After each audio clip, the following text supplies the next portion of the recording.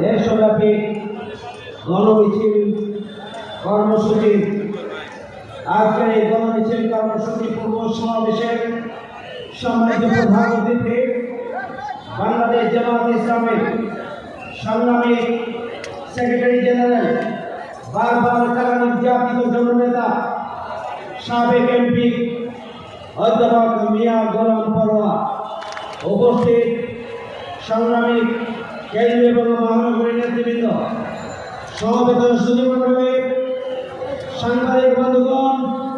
সংগ্রামী ছাত্র জনতা আসসালামু আলাইকুম ওয়া রাহমাতুল্লাহ। সংগ্রামী ভাই বন্ধুগণ, আমরা জুলাই গণঅভ্যুত্থানের প্রথম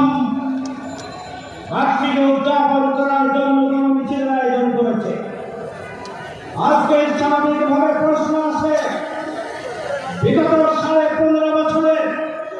জুলুম নির্যাতন নিষ্পেষণ দুঃশাসনের বিরুদ্ধে যে গণজাগরণ, দুঃশাসনের বিরুদ্ধে যে গণবিস্ফোরণ, সেই গণবিস্ফোরণের মাধ্যমে 5 আগস্ট গণঅভ্যুত্থান সংঘটিত হয়েছিল। আজকে আমরা 1 বছর পূর্তি উদযাপন করছি। 1 বছরে জুলাই আগস্ট গণঅভ্যুত্থানের যে চেতনা ছিল, উই ওয়ান্ট জাস্টিস, আমরা বিচার চাই, আমরা বৈষম্য মুক্ত বাংলাদেশ চাই, আমরা দুর্নীতি সন্ত্রাস চাঁদাবাজ মুক্ত বাংলাদেশ চাই, আধিপত্যবাদ বিরোধী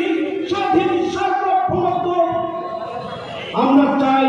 আমরা আধিপত্যবাদ মুক্ত